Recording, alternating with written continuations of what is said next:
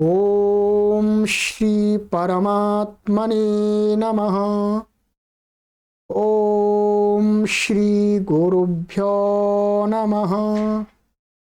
ओम श्री ऋषिभ्यो नमः।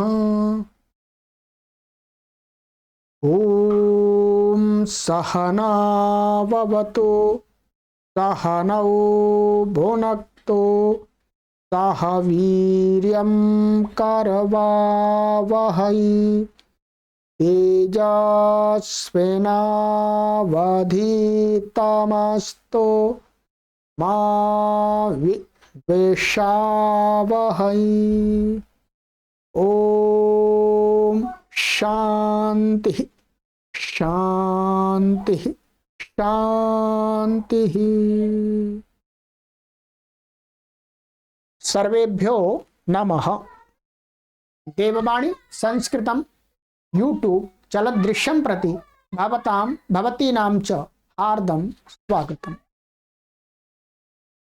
मित्रों, प्रारंभिक रचनानुवाद कॉमेडी न्यू कोर्स की लाइव कक्षा संख्या 59वीं 59वीं कक्षा को आज हम पढ़ेंगे। 58 कक्षाओं को हमने पढ़ लिया है, ठीक है। प्लेलिस्ट में कॉलम बना दिया गया है, पीछे की सभी कक्षाओं को कोई भी पाठक कभी भी पढ़ सकते हैं। तो गत कक्षा में मित्रों मैंने आपको संख्या 1 से 50 तक की संख्याओं का अभ्यास कराया था। ये 50 तक की संख्याएं थी हमारी, ठीक है। इनको आपने स्मरण कर ही लिया होगा, अवश्य कर लीजिएगा, ठीक है। और यह हमारा 11वां अभ्यास चल रहा था, ठीक है। 11वें अभ्यास में हमने काफी चीजें पढ़ भी ली थी, शब्दकोश आदि पढ़ लिया था, और ये सर्वनाम के नपुंसकलिंग में रूपों का अभ्यास भी कर लिया था, और अस धातु के हमने रूपों का 2 बार आपको स्मरण करा दिया है, 2 बार अभ्यास करा दिया है। अब आवश्यकता नहीं है इस अभ्यास में, ठीक है। अब आगे बचा हुआ कार्य है इसके अंदर। नीचे डॉक्टर कपिल देव महाराज जी कहते हैं कि नंबर 3, क्रोध आदि के ये रूप बनाकर भू के तुल्य रूप चलेंगे, ठीक है। इन्होंने यहां पर एक एक रूप दे दिया है लट लकार का। क्रुध्यति, कुप्यति, द्रोह्यति, ईर्ष्यति, असूयति, निवेदयति, उपदिशति, क्रंदति। ये इन्होंने एक एक रूप दे दिया है। ऐसे आप आराम से चला सकते हैं, कोई परेशानी नहीं है, फिर भी मैं बता देता हूं। ये जो इसमें ऊपर धातु आई हैं, ये देखिए, इनको हमने पढ़ा है। क्रोध और कुप और द्रोह, इन 3 धातुओं में संक्षिप्त प्रत्यय लगा करके रूप चलाने के लिए आपको एक बात ध्यान रखनी होगी, ठीक है। माने 4 लकारों के लिए, इसके लिए 4 लकारों के लिए, 4 लकारों के लिए मैं लट लकार, लोट लकार और लंग लकार और विधलिंग लकार, इन 4 लकारों के लिए क्या करना होगा, इन धातुओं में, तीनों धातुओं में आपको यहां पर या जोड़ना होगा। सब में, इनमें समय तीनों में या जोड़ना होगा हलंत। मध्य के बाहे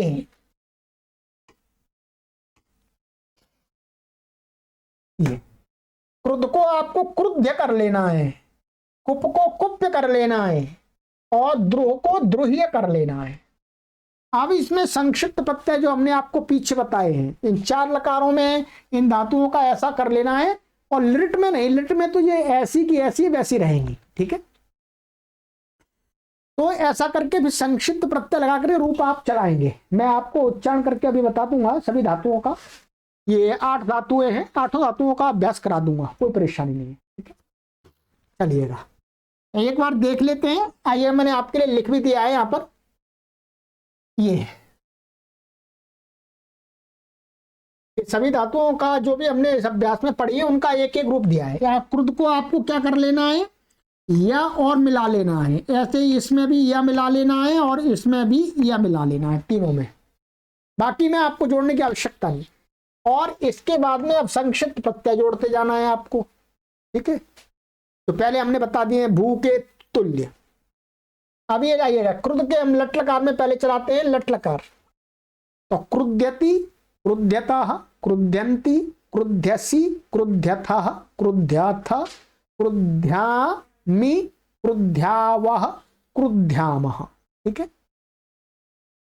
लोटी, लोट में क्रुध्यतु, क्रुध्यताम, क्रुध्यन्तु, क्रुध्य, क्रुध्यतम, क्रुध्याता, क्रुध्यानि, क्रुध्याव, क्रुध्याम। ठीक है। लंग लकार अक्रुध्यत, अक्रुध्यताम, अक्रुध्यन, अक्रुध्यः, अक्रुध्यतम, अक्रुध्याता, अक्रुध्यम, अक्रुध्याव, अक्रुध्याम। विधिलिंग क्रुध्येत, क्रुध्येताम, क्रुध्येयुः, क्रुध्येः, क्रुध्येतम, क्रुध्येता, क्रुध्येयम, क्रुध्येव, क्रुध्येम। आप देखिए ये या था सब जगह, अब लिट लकार में नहीं है। लिट लकार में इसका क्या बनता है? क्रोत्स्यति। क्या? क्रोत्स्यति, क्रोत्स्यतः, क्रोत्स्यन्ति, क्रोत्स्यसि, क्रोत्स्यथः, क्रोत्स्यथ, क्रोत्स्यामि, क्रोत्स्यावः, क्रोत्स्यामः। ठीक है। कुप, कुप्यति, कुप्यतः, कुप्यन्ति, कुप्यसि, कुप्यथः, कुप्यथ, कुप्यामि, कुप्यावः, कुप्यामः। लोट कुप्यतु, कुप्यताम, कुप्यन्तु, कुप्य, कुप्यतम, कुप्याता, कुप्यानि, कुप्याव, कुप्यामः। लंग लकार अकुप्यत, अकुप्यताम, अकुप्यन, अकुप्यः, अकुप्यतम, अकुप्यात, अकुप्यम, अकुप्याव, अकुप्याम। ठीक। विधिलिंग कुप्येत, कुप्येताम, कुप्येयुः, कुप्येः, कुप्येतम, कुप्येत, कुप्येयम, कुप्येव, कुप्येम। लिट लकार कोपिष्यति, कोपिष्यतः, कोपिष्यन्ति, कोपिष्यसि, कोपिष्यथः, कोपिष्यथ, कोपिष्यामि, कोपिष्यावः, कोपिष्यामः। ठीक है। द्रुह लट द्रुह्यति, द्रुह्यतः, द्रुह्यन्ति, द्रुह्यसि, द्रुह्यथः, द्रुह्यथ, द्रुह्यामि, द्रुह्यावः, द्रुह्यामः। ठीक है। लोट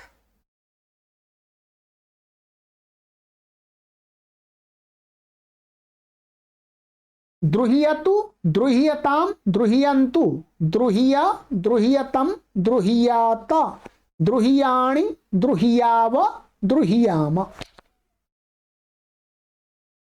ध्यान देंगे यहां पर लोट लकार में उत्तम पुरुष में यहां पर न को अण हो जाएगा। क्रुध्यानि यहां पर नहीं होगा, क्रुध्यानि, और यहां पर हो जाएगा द्रुह्याणि। ऊपर वाले में नहीं होगा, नीचे वाले में हो जाएगा, ध्यान रखेंगे। ठीक है। नियम आप घटा लीजिएगा शर्त को। लंग अद्रुह्यत, अद्रुह्य ताम, अद्रुह्यन, अद्रुह्यः, अद्रुह्यतम, अद्रुह्यत, अद्रुह्यम, अद्रुह्याव, अद्रुह्याम। विधिलिंग द्रुह्येत, द्रुह्येताम, द्रुह्येयुः, द्रुह्येः, द्रुह्येतम, द्रुह्येत, द्रुह्येयम, द्रुह्येव, द्रुह्येम। लिट द्रोहिष्यति, द्रोहिष्यतः, द्रोहिष्यन्ति, द्रोहिष्यसि, द्रोहिष्यथः, द्रोहिष्यथ, द्रोहिष्यामि, द्रोहिष्यावः, द्रोहिष्यामः। ठीक। चलिएगा। ईर्ष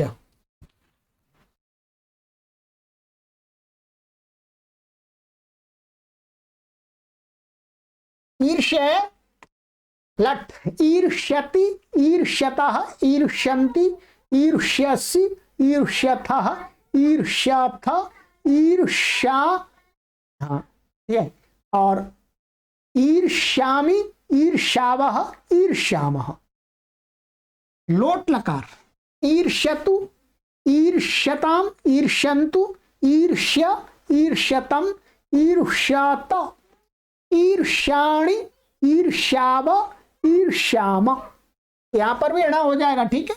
उत्तम पुरुष में लंग आईर्ष्यत, आईर्ष्यताम, आईर्ष्यन, आईर्ष्यः, आईर्ष्यतम, आईर्ष्यात, आईर्ष्यम, आईर्ष्याव, ऐर्ष्याम। विधिलिंग ईर्ष्येत ईर्ष्येताम ईर्ष्येयुः ईर्ष्येः ईर्ष्येतम ईर्ष्येत ईर्ष्येयम ईर्ष्येव ईर्ष्येम। ठीक है, यहां पर उच्चारण थोड़ी कठिनता हो सकती है, परंतु आप अभ्यास कीजिएगा। ईर्ष्य यह भी आना चाहिए उच्चारण में। ठीक है, लिट लकार, यहां पर आपको मैं उच्चारण बता देता हूं, ये थोड़ा और कठिन है। आपको कैसे करना है? ईर्ष इष्यति। क्या? ईर्ष इष्यति, ईर्ष इष्यति माने श, अरे ई रा शा और य एक साथ आप नहीं बोल सकते, थोड़ा एक साथ करना पड़ेगा। ईर्ष ईर्ष इष्यति, ईर्ष इष्यतः, ईर्ष इष्यन्ति, ईर्ष इष्यसि, ईर्ष इष्यथः, ईर्ष इष्यथ, ईर्ष्यामि, ईर्ष्यावः, ईर्ष्यामः। इस प्रकार से बोलना पड़ेगा। ठीक है, चलिएगा। असूय, असूय का असूयति, असूयतः, असूयन्ति, असूयसि, असूयथः, असूयथ, असूयामि, असूयावः, असूयामः। लोट असूयतु, असूयता, असूयतः, असूयतु, असूयताम, असूयन्तु, असूय, असूयतम, असूयात, असूयानि, असूयाव, असूयाम। थोड़ा ध्यान चूक जाता है तो काफी परेशानी आ जाती है। ठीक है, ध्यान से बोलना पड़ता है, फिर भी कहीं कहीं हो जाता है और उसको हम सही कर लेते हैं, कोई बात नहीं। लन आसूयत, आसूयताम, आसूयन, आसूयः, आसूयतम, आसूयात, आसूयम, आसूय, आसूयाव, आसूयाम। ठीक है, हाँ दोबारा बोल देता हूं मैं आपके लिए। आसूयत, आसूयताम, आसूयन, आसूयः, आसूयतम, आसूयात, आसूयम, आसूयाव, आसूयाम। ठीक है, चलिएगा। विधिलिंग असूयेत, असूयेताम, असूयेयुः, असूयेः, असूयेतम, असूयेत, असूयेयम, असूयेव, असूयेम।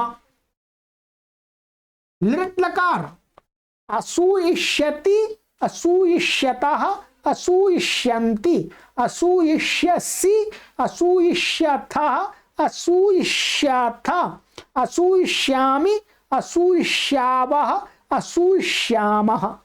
ठीक है, चलिए। अब है आपका निवेदी। निवेदी को क्या करना होता है? निवेदी को निवेदय बनाना पड़ता है, ऐसा तब संक्षिप्त प्रत्यय लगता है। निवेदय ऐसा लगाना पड़ता है। ई को अय करना पड़ता है, तब संक्षिप्त प्रत्यय जोड़ते हैं इसमें।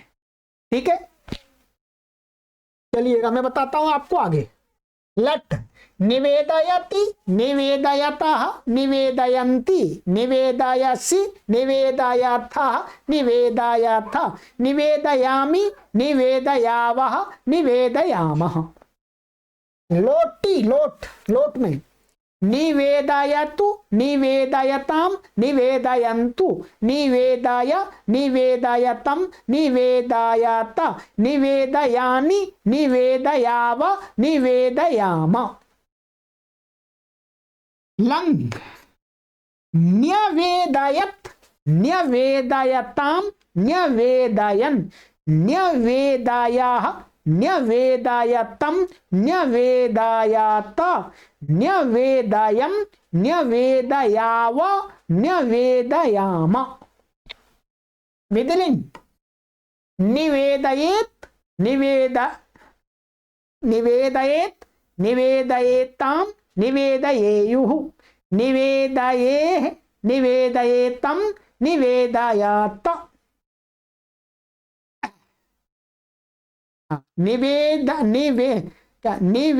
निवेदयेत ऐसा हुआ, निवेदयेत। दोबारा बोलता हूं मैं, निवेदयेत, निवेदयेताम, निवेदयेयुः, निवेदयेः, निवेदयेतम, निवेदयेत, निवेदयेयम, निवेदयेव, निवेदयेम। थोड़ा सा कठिन तो है, कोई बात नहीं। लृट निवेदयिष्यति, निवेदयिष्यतः, निवेदयिष्यन्ति, निवेदयिष्यसि, निवेदयिष्यथः, निवेदयिष्यथ, निवेदयिष्यामि, निवेदयिष्यावः, निवेदयिष्यामः।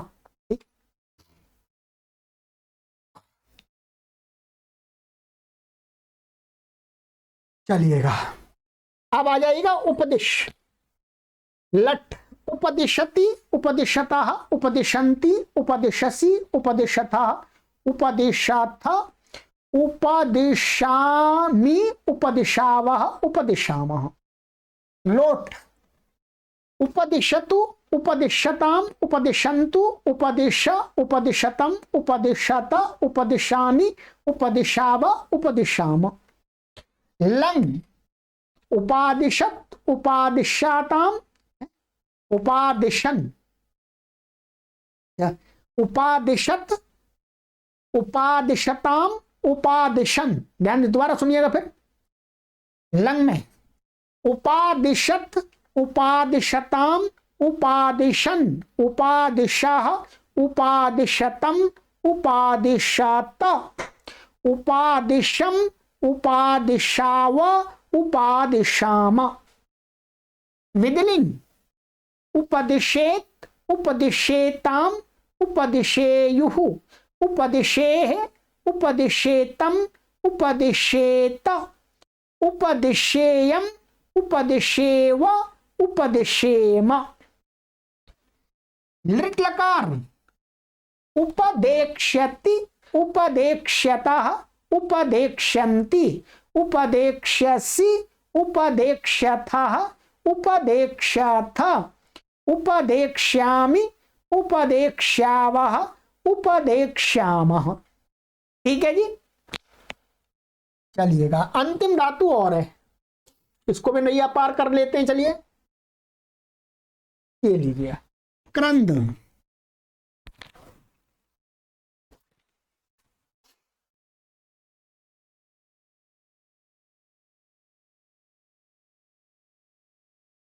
क्रंद लट क्रंदति, क्रंदतः, क्रंदन्ति, क्रंदसि, क्रंदथः, क्रंदथ, क्रंदामि, क्रंदावः, क्रंदामः। लोट क्रंदतु, क्रंदताम, क्रंदन्तु, क्रंदा, क्रंदतम, क्रंदात, क्रंदान, क्रंदानि, क्रंदाव, क्रंदाम। ठीक है। लंग अक्रंदत, अक्रंदताम, अक्रंदन, अक्रंदः, अक्रंदतम, अक्रंदात, अक्रंदम, अक्रंदाव, अक्रंदाम। विदलिंग क्रंदेत, क्रंदेताम, क्रंदेयुः, क्रंदेः, क्रंदेतम, क्रंदेता, क्रंदेयम, क्रंदेवा, क्रंदेम। लिट लकार क्रंदिष्यति, क्रंदिष्यतः, क्रंदिष्यन्ति, क्रंदिष्यसि, क्रंदिष्यथः, क्रंदिष्यथ, क्रंदिष्यामि, क्रंदिष्यावः, क्रंदिष्यामः। चलिएगा, पूरे मैंने 8 धातुओं के पूरे 5 लकार में आपके रूप याद करा दिए। ठीक है, कितने रूप बन गए? 5। एक धातु के 5 लकार में कितने रूप बनते हैं? 9 पन्ना 45। ठीक है, एक में 9 बनते हैं, एक लकार में तो 9 45। अब 8 गुणा 45 गुणा कर लीजिएगा, इतने रूप मैंने बना दिया आपके लिए। ठीक है, जोड़ लीजिएगा, ये गुणा कर लीजिएगा यहाँ पे ऐसे।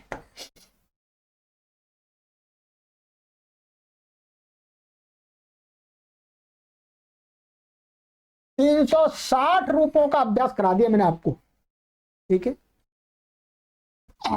चलिएगा, तो इसका आपको भी अभ्यास करना होगा। अभ्यास करते समय हो सकता है कहीं आपको थोड़ा सा इधर उधर बोला जाए, परंतु आप उसको सुधार कीजिएगा, क्योंकि मेरे से भी कभी कभी बोला जाता है। ठीक है, क्योंकि मशीन नहीं है, ये मशीन नहीं है, क्योंकि मशीन जैसा डाल दिया वैसा ही निकलता रहता है, ठीक है, ये माइंड है। तो पर हम माइंड इसको सही कर सकता है, मशीन तो जैसी है गलत डाल दिया गलत, सही डाल दिया सही, वैसा ही निकालती रहेगी। पर माइंड ऐसा है कि कहीं पर गलती होती है तो सही कर लेता है, ठीक है। तो पहले अभ्यास कीजिएगा इनका, ठीक है, बोल करके मेरे साथ में आप अभ्यास कर सकते हैं और लिख लीजिए रूल, लिखना बहुत जरूरी है।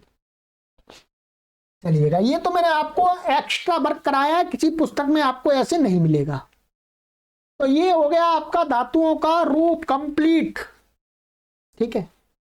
अब आ जाइएगा नियम, अब हम नियम पढ़ेंगे इसके, ठीक है।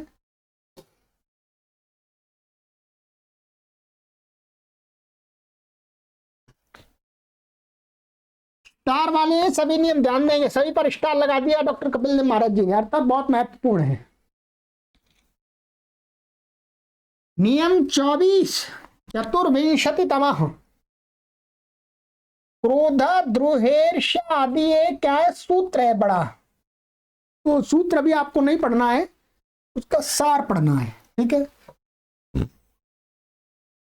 तो कहते हैं क्रोध द्रोह ईर्ष्या असूय अर्थ की धातुओं के साथ, क्या, ये क्रोध का अर्थ होता है क्रोध करना, द्रोह का अर्थ होता है द्रोह करना, ईर्ष्या का अर्थ होता है ईर्ष्या करना, असूय का अर्थ होता है दोष निकालना। इसी के अर्थ में और भी यदि कोई धातुएं हैं तो वो सभी धातु, ये और वो सभी धातुओं के साथ जिस पर क्रोध किया जाए, माने जिस पर क्रोध किया जाए, जिससे द्रोह किया जाए, जिस पर ईर्ष्या की जाए और जिस से असूया की जाए, तो जिस पर की जाए जिसके साथ की जाए तदवाची शब्द में उसमें चतुर्थी होती है, उसमें चतुर्थी होती है, ठीक है। जैसे उदाहरण के लिए देखिएगा, रामाह मूर्खाया क्रोध्यति, इतना लीजिए, राम मूर्ख पर क्रोध करता है, राम मूर्ख पर क्रोध करते, तो क्रोध किसके ऊपर किया जा रहा है, मूर्ख के ऊपर, तो मूर्खा में चतुर्थी हो गई, ठीक है। ऐसे ही अब यहां पर कर लीजिए, क्रोध को हटा दीजिएगा, राम मूर्खाय कुप्यति, राम मूर्ख से, कुप्यति माने गुस्सा होते हैं, द्रोहियति द्रोह करते, ईर्ष्यति ईर्ष्या करते, असूयति असूया में दोष निकालते हैं। तो ये मूर्ख में चतुर्थी हो गई, सबके साथ में चतुर्थी होती जाएगी, ध्यान रखेंगे, ठीक है। नियम बिल्कुल सरल है, कठिन नहीं है, ठीक है। चलिएगा अब आ जाइएगा आगे, नियम 25 पंचविंशतितमः कथा निवेदया, निवेदन निवेदित धातु है, उपदिश धातुओं के साथ चतुर्थी होती है, माने जिसको कहा जाए, ठीक है, जिसको निवेदन किया जाए, जिसको उपदेश किया जाए, तो जिनको किया जाता है तो उसको कहने वाले जो शब्द है उनमें चतुर्थी होती है। जैसे शिष्याय कथयति, शिष्य को कहता है। अब आप क्या है, आप सोचेंगे यहाँ कर्म है द्वितीय लगा दीजिए, परंतु कथ धातु का प्रयोग करेंगे तो जिसको कहा जाता है उसमें चतुर्थी होती है, ध्यान देंगे क्या होती है, बोलो, चतुर्थी। तो शिष्याय में क्या हो गई, चतुर्थी। शिष्याय निवेदयति, शिष्य को निवेदन किया जाता है तो चतुर्थी हो गई। शिष्याय उपदिशति, शिष्य को उपदेश देते हैं तो भी चतुर्थी हो गई। परंतु आगे बता रहे हैं कि जो ये उपदेश धातु है, जिसको उपदेश दिया जाता है उसमें द्वितीय भी हो जाती है, चतुर्थी भी होती है द्वितीय भी हो जाती है। तो उदाहरण दिया आगे कि शिष्यम उपदिशति वा, ठीक है, उपदिशति के साथ द्वितीय भी हो जाती है और चतुर्थी भी होती है, और इनके साथ में तो चतुर्थी ही होती है। स्पष्ट है, ठीक है। चलिए तो आगे ध्यान देंगे, कथ और निवेद धातु का, निवेदी का प्रयोग करेंगे तो जिससे निवेदन करेंगे, जिसको कहेंगे उसमें आपको चतुर्थी के रूप का प्रयोग करना है, ठीक है। चलिए आइए नियम 26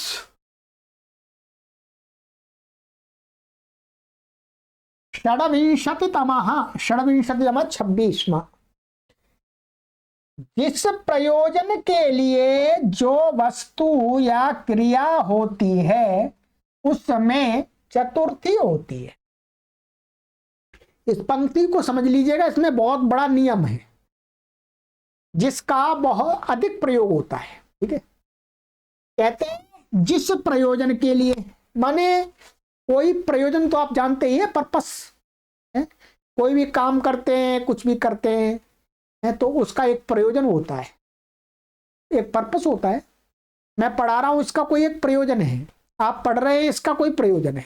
ठीक है, तो क्या कह रहे हैं कि प्रयोजन के लिए, जो हम प्रयोजन सामने रखते हैं, उस प्रयोजन को पूर्ण करने के लिए, उस प्रयोजन को पाने के लिए जो वस्तु या क्रिया हम उपयोग में लाते हैं। मानिएगा हमें परीक्षा में अच्छे अंक लाने, हमने अपना प्रयोजन, अपना लक्ष्य किया कि हमको इस प्रयोजन को सिद्ध करना है, क्या अच्छे अंक प्राप्त करने हैं, तो हम उसके लिए कुछ क्रिया करेंगे। माने क्रिया करेंगे अर्थात अच्छी पढ़ाई करेंगे और कुछ वस्तु भी चाहिए, उसमें अच्छी पुस्तकों का अध्ययन करेंगे। उस प्रयोजन को प्राप्त करने के लिए जो वस्तु या क्रिया, कुछ भी हो सकता है, क्रिया भी हो सकती है, वस्तु भी हो सकती है। क्रिया जो होती है उसमें, ठीक है, उसमें चतुर्थी विभक्ति होती है, ध्यान देंगे। किसमें? जिस प्रयोजन को प्राप्त करने के लिए। यहां पर ये वस्तु और क्रियावाची शब्द में नहीं, जिस प्रयोजन माने जो प्रयोजन है उसको कहने वाले शब्द में चतुर्थी होती है, जो हमारा प्रयोजन है। जैसे हमको अच्छे अंक लाना प्रयोजन है, तो अच्छे अंक में चतुर्थी होगी। अब हम बनाएंगे वाक्य, तो ठीक है, अच्छे अंक को कहने के लिए संस्कृत का जो शब्द रखेंगे उसमें चतुर्थी विभक्ति होगी। ठीक है, जैसे मोक्षाय हारिम नमति, कोई व्यक्ति है, वो क्या है? हारिम नमति माने भगवान को नमस्कार करता है, भगवान की पूजा अर्चना करता है। तो उसका प्रयोजन क्या है? क्या प्रयोजन है? क्यों कर रहा है? वो पहले सोचता है कि मुझे मोक्ष प्राप्त करना है, मुझे मोक्ष प्राप्त करना है, तो मोक्ष प्राप्त करने के लिए क्या करूं? तो क्या सोचता है? शास्त्रों को पढ़ता है या गुरु लोग उपदेश देते हैं, साधु संत महात्मा बोलते हैं भाई हरि का भजन करो, तुम हरि को नमस्कार करो। तो वो हरि को नमस्कार करता है, हरि का भजन करता है, ध्यान करता है। नमति का अर्थ ही है। ठीक है, तो मोक्ष शब्द क्या है? प्रयोजनवाची है, तो इसलिए क्या हो गया? मोक्षाय में चतुर्थी हो गई। ठीक है, और नमति, किसको नमति है? हारिम, तो ये चतुर्थी, ये द्वितीय हो जाएगी, कर्म हो जाएगा, कर्म में द्वितीय हो जाएगी। तो माने जो प्रयोजन होता है, प्रयोजनवाची शब्द में चतुर्थी होती है, ध्यान रखेंगे। ठीक है, ऐसे ही शिशु दुग्धाय क्रंदति, जो बालक है वो रोता है, रोना क्रिया कर रहा है, किस लिए? प्रयोजन क्या है उसका रोने का? तो कहते हैं दुग्ध चाहिए, उसको दूध प्राप्त करना है, इसलिए रो रहा है कि मां उसको दूध दे दे। तो दुग्धाया चतुर्थी हो गई। तो इस बात को आप हमेशा ध्यान रखेंगे कि जो प्रयोजनवाची शब्द होता है वाक्य में है, उसको जिसके माध्यम से प्राप्त किया जाता है किसी के द्वारा, तो जो प्रयोजनवाची शब्द है उसमें चतुर्थी होती है। ठीक है, क्रियावाची शब्द में चतुर्थी नहीं होती। यहां पर आप देख रहे होंगे, ये प्रयोजन है मोक्ष को प्राप्त करना, और यहाँ बच्चा का प्रयोजन क्या है? रो करके दूध को प्राप्त करना, तो इनमें चतुर्थी हुई है। बहुत सारे लोग यहाँ पर एकदम ऐसा संबंध लगा लेते हैं कि जिस प्रयोजन के लिए जो वस्तु या क्रिया होती है उसमें माने इनमें ऐसा नहीं है, ये गलत है। उसमें अर्थात उस प्रयोजनवाची शब्द में यहाँ ऐसी संगति लगती है, तब ये इस प्रकार के उदाहरण आपके बनते हैं, जो कि मैंने आपको समझा दिया। ठीक, तो कभी कभी क्या होता है, हिंदी की पंक्तियों को भी समझना कठिन हो जाता है। ठीक है, हिंदियों की पंक्तियों को भी समझना कठिन हो जाता है। चलिएगा, मैंने समझा दिया आपको। तो प्राय करके हम के लिए अर्थ बताते हैं, के लिए है, गांव के लिए जाता है, पढ़ने के लिए जाता है। ठीक है, तो उन सब जगह जो चतुर्थी करते हैं के लिए के अर्थ में, वो इसी सूत्र इसी नियम से होती है। पढ़ने के लिए जाता है, क्या पढ़ने के लिए, तो जाना, जाना क्रिया का प्रयोजन क्या है, पढ़ना, आगे पढ़ना है। तो पढ़ने में चतुर्थी, सा पठनाय गच्छति, वह पढ़ने के लिए जाता है। ठीक है, चलिएगा, ये हो गया आपका। अब आइएगा आगे, इस नियम को अच्छी प्रकार से अभ्यास कर लीजिएगा। ये मुख्य रूप से हिंदी में के लिए जहां आता है शब्द के पीछे, वहां हम लगा सकते हैं। ठीक है, एकदम 100% नहीं, परंतु 95% लगा सकते हैं। चलिएगा, 27वां सप्तविंशतितमः नियमः। चतुर्थी के अर्थ में ध्यान दीजिएगा, अर्थ में अर्थम और कृत्य अव्ययों का प्रयोग होता है।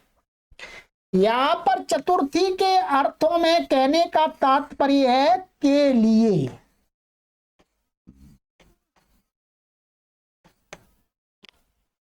क्या के लिए, ये के लिए अर्थ देता है ऊपर वाला नियम। ऊपर वाला नियम क्या देता है, के लिए अर्थ। तो उसी में कह रहे हैं जो चतुर्थी का के लिए अर्थ होता है, उसके अर्थ में हम चतुर्थी ना करके, चतुर्थी विभक्ति ना करके हम क्या कर सकते हैं, अर्थम और कृत्य, ये जो दो अव्यय हैं, क्या है, दो अव्यय, इन अव्ययों का प्रयोग कर सकते हैं। विकल्प है ये, एकदम वो नहीं जरूरी। अर्थम, जो जब अर्थम लगाएंगे तो अर्थम समास होकर शब्द के साथ मिल जाता है। जो प्रयोजनवाची शब्द होता है उसके साथ में अर्थम अव्यय को मिला देते, जोड़ देते हैं। ग्रामर के नियम से, जो भी व्याकरण का नियम होता है उसके हिसाब से उसको जोड़ देते हैं। ये हो गया।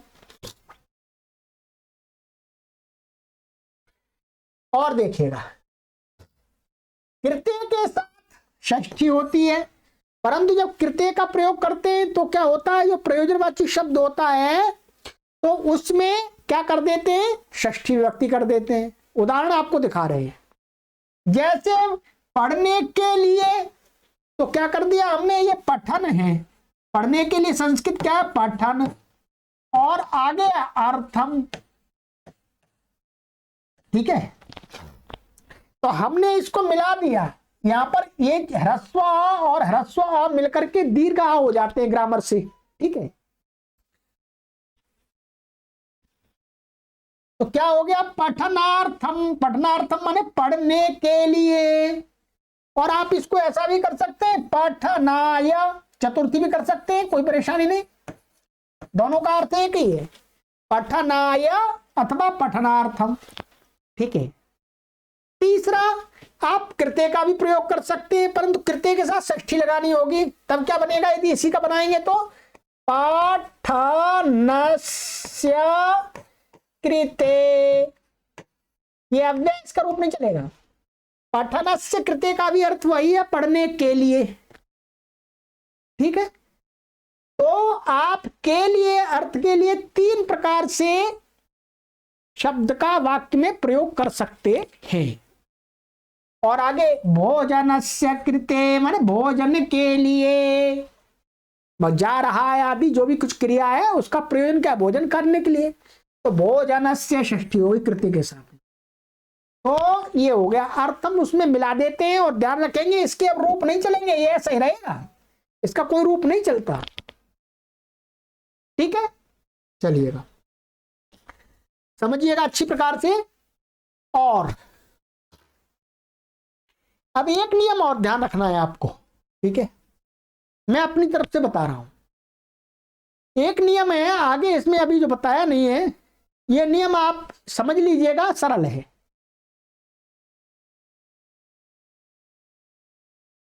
नियम आलम, आलम मैंने आपको जो तृतीय विभक्ति के नियम पढ़ाए थे वहां पढ़ाया था आपको अलम।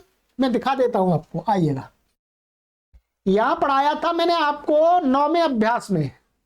कहां पढ़ाया था, 9वें अभ्यास में। यहां पर पढ़ाया था मैंने आपको कि अलम का अर्थ बस अथवा मत मन निषेध अर्थ हो। अलम का अर्थ जब कब निषेध हो तो उसके साथ तृतीया होती है। ये पढ़ लिया था हमने। जैसे अलम विवादेना, विवाद मत करो, निषेध है यहां पर, ठीक है।